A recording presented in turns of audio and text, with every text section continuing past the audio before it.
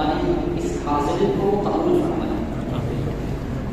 ہم آپ یہاں جمع ہوئے ہیں، ہمارے آنے کا جمع ہونے کا جو مقصد ہے وہ کوئی دنیاوی مقصد نہیں ہے، بلکہ یہاں ہم آئے ہیں تاکہ کچھ دین کی باتیں سیکھ سکیں، کچھ دین کی باتیں ایک دوسرے کو بتا سکیں۔ یہی ہمارے یہاں جمع ہونے کا مقصد ہے۔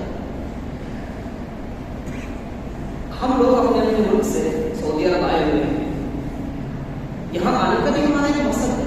سعودی عرب ہم لوگ آئے ہیں تو ظاہر سی بات ہے عموماً کچھ طلبا ہے کہ علم سیکھنے آئے ہیں، باقی دوسرے لوگ اپنے معاش کو سدھارنے کے لیے سعودی عرب آئے ہیں۔ اب ذرا تصور کریں کہ ہمارے درمیان کوئی ایسا شخص ہو جو گھر سے آ گیا ہمارے ساتھ، لیکن یہاں آنے کے بعد وہ روم میں پڑا رہتا ہے 24 گھنٹے، کام کرنے جا رہی ہے، 1 مہینہ ہو گیا ہے، 2 مہینے ہو گئے، کوئی پریشانی نہیں ہے، لیکن وہ کام کرنے نہیں جاتا، روم میں رہتا ہے، تو ہم کیا کہیں گے کہ آپ نے سعودی عرب آنے کا جو مقصد تھا اسے حاصل کر لیا؟ نہیں حاصل۔ ہم یہ کہیں گے کہ آپ بھائی کیوں آئے؟ آپ اپنے گھر میں رہتے، یہاں آ کر آپ کے وقت پیسے سب کچھ کیوں خراب کیے؟ جس طریقے سے ہم اپنے وطن کو چھوڑ کر سعودی عرب آئے، ویسے ہی اللہ رب العالمین نے ہمیں اس دنیا کے اندر بھیجا ہے کسی مقصد کے لیے۔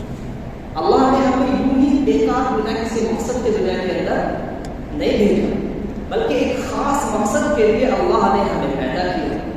9 مہینے تک ماں کے پیٹ میں اللہ نے ہماری پرورش کی، اور پھر جب ہم پیدا ہوئے تو ایسی حالت ہماری تھی کہ ہم خود نہ اٹھ سکتے تھے، نہ بیٹھ سکتے تھے، یہاں تک کہ اپنا ہاتھ اپنی مرضی سے ہم نہیں اٹھا سکتے تھے، اپنے آپ ہاتھ ہلتا تھا، اپنے آپ قدم ہلتے تھے، کچھ پتہ ہی نہیں ہوتا تھا۔ ایسی حالت میں اللہ نے والدین کے دل میں اولاد کی محبت ڈالی، اسی محبت کی وجہ سے والدین ایک بچے کو برداشت کرتے ہیں، اس کو اپنے قریب کرتے ہیں۔ یہ سارے انتظامات اللہ نے ہماری پرورش کے لیے، وقت گزرتا گیا، ہمارے منہ میں اللہ نے دانت دیے، ہمارے ہاتھ پاؤں اللہ نے دیے، ان سب کے پیچھے بھی مقصد ہے۔ اللہ نے ہمیں یوں ہی اتنی نعمتیں اس دنیا کے اندر یوں ہی پیدا کر دی، یقیناً ایک مقصد ہے۔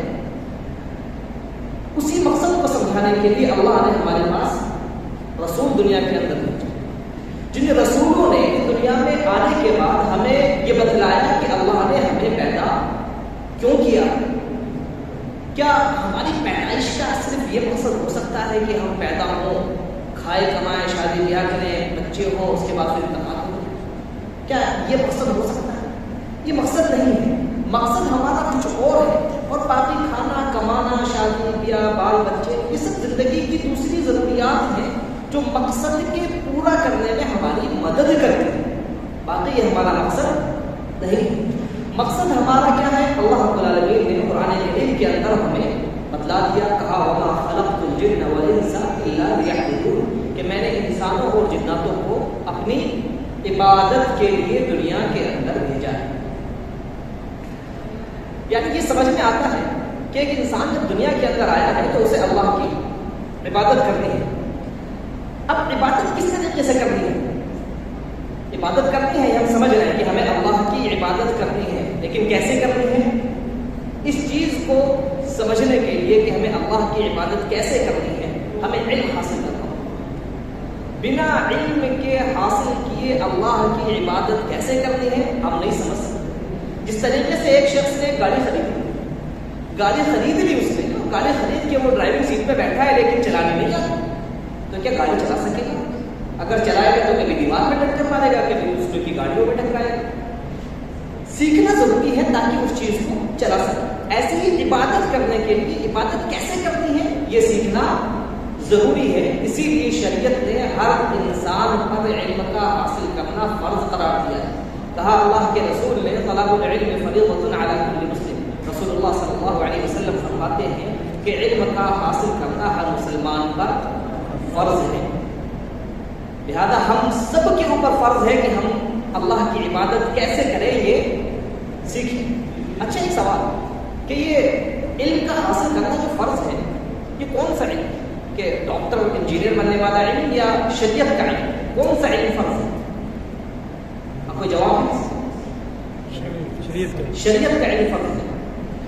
آپ اس کو ایک تصور سے سمجھ سکتے ہیں کہ اگر ہم یہ کہیں کہ ہر شخص پہ ڈاکٹر بننا فرض ہے تو کیا عقل میں آنے والی بات ہے کہ بھائی ہر شخص ڈاکٹر کیوں بنے؟ کچھ انجینئر بھی ہوں گے، کچھ ڈاکٹر ہو، کچھ سائنسداں ہو، کچھ میکینک، الگ الگ فرض. لیکن شریعت کا علم جتنی انسان کی ضرورت ہے ہر شخص کو حاصل کرنا فرض ہے. ایک شخص بالغ ہوا تو بالغ ہونے کے بعد بلوغت کے کیا احکام، اب وہ بالغ ہو گئے، اب بالغ ہونے کے بعد اس کے اوپر کیا احکام شریعت کے ہیں کہ اس کو حاصل کرنا ضروری ہے. امام صاحب سے آتا ہے، مولانا جانتے ہیں، لیکن صرف مولانا کے جاننے سے کوئی فائدہ نہیں ہوگا. آپ کو مولانا سے سیکھنا ہوگا کیونکہ آپ کے اوپر اب یہ ضروری ہو گیا ہے کہ آپ اس مسئلے کو سیکھیں. بچہ نماز پڑھنے جاتا ہے، اب نماز پڑھنے ہو گیا تو اس کے لیے ضروری ہے کہ وہ نماز پڑھنا سیکھے. مولانا جانتے ہیں لیکن مولانا سے بچہ سیکھے گا تب تو بچہ نماز پڑھ سکے. ایک انسان کو اللہ نے دولت سے نوازا، اس کے پاس پیسے ہوئے، اب اسے ان پیسوں میں سے زکوٰۃ ادا کرنی ہے. جب تک پیسے نہیں تھے، زکوٰۃ کے مسائل نہیں جانتا تھا، کوئی بات نہیں. لیکن جیسے پیسے اللہ نے دیے تو اب اسے سیکھنا ہوگا کہ ان پیسوں میں سے زکوٰۃ کیسے ادا کرنی ہے. گھر میں زیورات ہیں، ان زیورات میں سے زکوٰۃ کیسے نکالنی ہے. یہ جب اللہ نے دیا ہے تو سیکھنا ضروری ہے. لہذا ہر انسان کے اوپر شریعت کا علم حاصل کرنا فرض اور ضروری ہے. کوئی بھی مسلمان اس سے بچا ہوا نہیں ہے، چاہے عورت ہو اور چاہے مرد ہو. ہر مسلمان پر شریعت کا علم حاصل کرنا فرض ہے. اب جو شریعت کے مسائل ہیں ہمارے سامنے، شریعت نے کچھ کاموں کے ہمیں کرنے کا حکم دیا ہے اور کچھ کاموں سے منع کیا.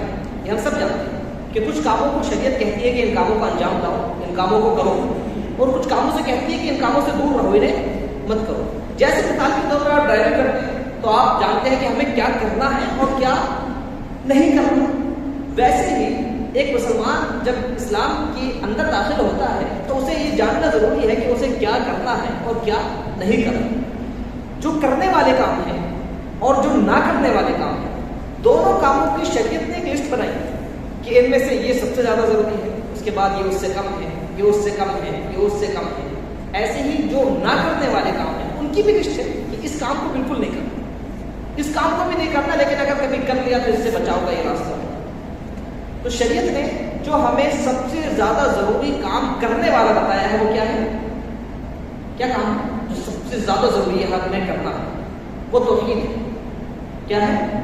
توحید ہے. اللہ کی عبادت، تنے تنہا اللہ کی عبادت، یہ کرنے والے کاموں میں سب سے زیادہ ضروری کام ہے. ضروری کا مطلب یہ ہے کہ اگر کوئی شخص اللہ کی توحید پر ایمان نہیں رکھتا اور دوسرے نیک کام کرتا ہے، زکوٰۃ بھی دیتا ہے، روزے بھی رکھتا ہے، ہر سال حج بھی کرتا ہے، لیکن اللہ کی توحید پر عمل نہیں کرتا، تو اس کے پرانے سارے کام بیکار ہیں. سب سے پہلا کام کیا ہے؟ توحید. توحید پر اگر عمل ہوگا تو دوسرے کام بھی کام آئیں گے. اگر توحید پر عمل نہیں ہے تو پرانے جتنے بھی کام ہیں، نماز، روزہ، زکوٰۃ، حج، یہ سب کسی کام کے نہیں ہے. ایسے ہی نہ کرنے والے جو کام ہیں ان میں جو سب سے زیادہ ضروری کام جس سے ہمیں رکنا ہے سب سے پہلے نمبر پر، وہ کیا ہے؟ توحید کے الٹا شرک. یعنی توحید سب سے زیادہ ضروری ہے جو کرنا ہے، اس کے اپوزٹ جو ہے، اس کے الٹا جو ہے، جو نہیں کرنا، وہ شرک ہے. جس طریقے سے توحید ضروری ہے ایسے ہی شرک نہ کرنا بھی ضروری ہے، کیونکہ اللہ فرماتا ہے ان اللہ لا یغفر ان یشرک بہ ویغفر ما دون ذلک، کہ اللہ رب العالمین شرک کو معاف نہیں کرے گا، اور شرک کے علاوہ جو دوسرے گناہ ہیں ان میں سے جسے چاہے اللہ معاف کر سکتا ہے، لیکن شرک کو اللہ کہتا ہے کہ میں معاف نہیں کروں گا. اگر انسان شرک کرتے کرتے انتقال کر جائے تو اللہ معاف نہیں کرے گا، لیکن اگر دنیا میں زندہ رہتے ہوئے انسان سے شرک ہو گیا اور وہ شرک سے توبہ کر لے تو اللہ معاف کرتے جائے. دنیا میں کسی سے شرک ہوا اور اس کے بعد اسے کسی عالم نے بتایا کہ بھئی آپ نے شرک کر لیا ہے، شرک تو بہت بڑا گناہ ہے، اب اس کا بدلہ جہنم ہے. اب آپ انسان چاہتا ہے کہ میں اب اس گناہ سے توبہ کروں، تو کر سکتا ہے یا نہیں کر سکتا؟ کر سکتا ہے. جب تک زندگی ہے تب تک وہ گناہ سے توبہ کر سکتا ہے، لیکن اگر انتقال ہو گیا تو اب جو شرک کیا ہے اس شرک کو اللہ معاف نہیں کرے گا. لہٰذا دنیا کے اندر جیتے ہوئے ہمیں اللہ کی عبادت کرنی ہے اور شرک سے باز رہنا ہے. یہ تو ایک موٹی سی بات ہوگی کہ توحید پر عمل کرنا ہے، شرک سے بچنا ہے. اب سوال پھر وہی پرانا والا اٹھ کے آتا ہے کہ توحید ہے کیا اور شرک ہے کیا؟ بھائی ہمیں پتہ ہی نہیں ہوگا تو ہم بچیں گے کیسے شرک سے؟ ان چیزوں کو جاننے کے لیے ہمیں کیا کرنا پڑے گا؟ علم حاصل کرنا پڑے گا. علم حاصل کرنے کے لیے ضروری نہیں ہے کہ آپ کسی مدرسے میں ایڈمیشن لیں تبھی آپ، بلکہ علم انسان جس طریقے سے آج ہم یہاں جمع ہیں، ایسے ہی مثال کے طور پر ہر ہفتے ہم اپنے 1 گھنٹہ زندگی کا لیں، ہر ہفتے 1 گھنٹہ، تو مہینے میں تقریباً 4 گھنٹے ہم لیں گے، اور انشاءاللہ ان 4 گھنٹوں میں کچھ نئی باتیں ہم ضرور سیکھیں گے۔ اتنا تو ضرور سیکھیں گے کہ اللہ کی عبادت کیسے کریں، اور وہ گناہ جو شرک ہے، جو اللہ کی عبادت کے اپوزٹ اور الٹا ہے، اس سے ہم اپنے آپ کو کیسے بچائیں۔ لہذا اپنی زندگی کے وقت کو صحیح استعمال کرنے کے لیے ہمیں چاہیے کہ ہم جو دینی دروس ہوتے ہیں، ہم اپنے دیار غیر میں، یعنی اپنے ملک میں نہیں ہے کہ یہاں سب اردو بولنے والے ہمیں ملیں، بہت کم اردو کے دروس کا اہتمام ہوتا ہے، لہذا ہمیں چاہیے کہ ان کا ہم اہتمام کریں، ان میں حاضر ہوں، کیونکہ اگر حاضر ہوں گے تو ہم علم حاصل کر سکیں، اور علم ہی وہ روشنی ہے جس کے ذریعے جہالت کے اندھیرے کو دور کیا جا سکتا ہے۔ ورنہ ہم یہاں زندگی پر سیکھیں کہ ہمیں توحید پر عمل کرنا ہے، شرک سے بچنا ہے، ہم نے سیکھا، اس کے بعد جب ہم کسی ایسے مسئلے میں پھنسے جہاں مشکل تھی، اولاد ہمیں نہیں ہو رہی تھی، تو یہ تو ہمیں پتا تھا کہ شرک نہیں کرنا، لیکن اولاد نہیں ہو رہی تھی، کسی نے کہا کہ فلاں بابا کے پاس چلے جاؤ، فلاں بابا دھاگا دیں گے، دھاگا باندھ لینا، اولاد ہو جائے گی، تو چلے گئے بابا کے پاس، دھاگا لے آئے، تو کیا یہ عمل درست ہے؟ نہیں درست ہے۔ ہمیں یہ بھی پتا ہونا چاہیے کہ آخر شرک ہے کون سے کام ہیں جو ہمیں شرک تک پہنچاتے ہیں، اور کون سے کام ہیں جو ہمیں توحید پر قائم رکھتے ہیں، اور ان چیزوں کے لیے علم حاصل کرنا ضروری ہے۔ سب سے پہلے میں آپ کو یہ بتا دوں مختصر سا کہ توحید کسے کہتے ہیں؟ اللہ کی تنہا عبادت کرنا، اسی کا نام توحید ہے، کہ صرف عبادت آپ اللہ کی کریں۔ عبادت کیا ہے؟ جیسے دعا مانگنا، آپ اللہ سے مانگیں، جھکنا، سجدہ کرنا، یہ کس کے لیے؟ اللہ کے لیے۔ طواف کرتے ہیں ہم خانہ کعبہ کا، یہ عبادت ہے۔ اب خانہ کعبہ کو چھوڑ کر کسی مزار کا کوئی طواف کرے، کسی قبر کا طواف کرے تو یہ عمل شرک ہو جائے گا۔ توحید ہے کہ آپ صرف خانہ کعبہ کا طواف کریں، شرک کہ آپ خانہ کعبہ کو چھوڑ کے کسی اور قبر کا، کسی مزار کا طواف کرنے لگے، اللہ کے آگے جھک رہے ہیں، اللہ کو سجدہ کرتے ہیں، اللہ کے سامنے اپنا ماتھا ٹیکتے ہیں، یہ توحید ہے۔ اب یہی ماتھا اللہ کے سامنے سے اٹھا کر کسی مزار کے، کسی پیر کے، کسی ولی کے چرموں میں، کسی کے قدموں پر، کسی مزار کے آستانے پہ ہم جا کر اگر کسی ماتھے کو رکھ دیں تو یہ عمل شرک ہوگا۔ ہر وہ چیز جو توحید ہے اگر اس کو الٹا کیا جائے تو وہ شرک ہو جاتا ہے۔ جو حق اللہ کا ہے اس حق کو کسی اور کو دے دیا جائے، اس حق میں کسی اور کو شامل کر دیا جائے تو یہ شرک ہے۔ یعنی کوئی شخص یہ کہے کہ میں اللہ کی عبادت کرتا ہوں، 5 وقت کی نماز پڑھتا ہوں، میں تو اللہ کی عبادت کر رہا ہوں، توحید کر رہا ہوں، کیونکہ میں اپنا سر اللہ کے سامنے جھکا ہوں۔ اب اگر میں کبھی کسی مزار کے آگے جھک جاتا ہوں، کسی مزار پہ وہ بزرگ ہیں اللہ کے، ہماری باتیں اللہ تک پہنچاتے ہیں، اللہ کے نیک بندے ہیں، ان کے سامنے تھوڑی سی سفارش کر دیتا ہوں، کوئی مسئلہ نہیں۔ ہم یہ کہیں گے کہ نہیں مسئلہ ہے، کیونکہ آپ کو سر صرف اللہ کے سامنے جھکانا تھا۔ کہاں جھکانا تھا؟ اللہ کے سامنے، اور صرف اللہ کے سامنے، اللہ کے علاوہ کہیں اور نہیں جھکانا۔ اگر کہیں اور آپ جھکا رہے ہیں تو شرک کر رہے ہیں۔ دعا اللہ سے مانگ رہے ہیں، آپ اللہ کے ساتھ ساتھ اگر کسی اور سے بھی دعا مانگیں کہ اللہ سے دعا مانگ رہے ہیں، فلاں پیر، فلاں بزرگ، فلاں ولی سے بھی کبھی کبھی دعا مانگی، تو آپ نے خالص اللہ کے لیے یہ کام نہیں کیا، اللہ کے ساتھ ساتھ دوسروں کو بھی ساجھے دار، حصے دار، شریک اور پارٹنر بنا دیا، لہذا یہ عمل شرک ہے۔ انشاءاللہ کوشش کی جائے گی کہ توحید کو تفصیل سے بیان کیا جائے، آئندہ ہفتوں میں شرک کو تفصیل سے بیان کیا جائے، توحید پر کس طریقے سے زندگی گزاری جا سکتی ہے، شرک سے کس طریقے سے بچا جا سکتا ہے، ان ساری چیزوں کو انشاءاللہ سامنے رکھا جائے گا۔ ہم سب یہ کوشش کریں کہ علم حاصل کرنے کے لیے اپنی زندگی کا وقت نکالیں۔ ہمارے جو دوست احباب ہیں، قریبی ہیں، یہاں ہمارے ساتھ موجود ہیں، انہیں بھی ابھاریں کہ بھائی 1 گھنٹہ دینا ہے، ہفتے کا 1 گھنٹہ آپ آئیں، تھوڑا سا شاید کچھ سیکھنے کو مل جائے۔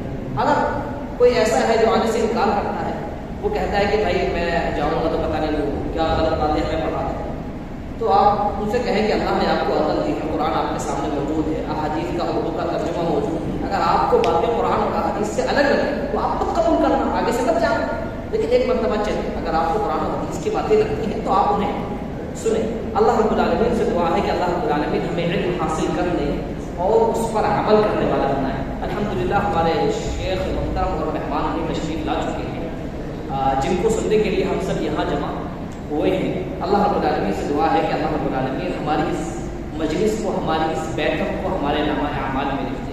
آمین. وآخر دعوانا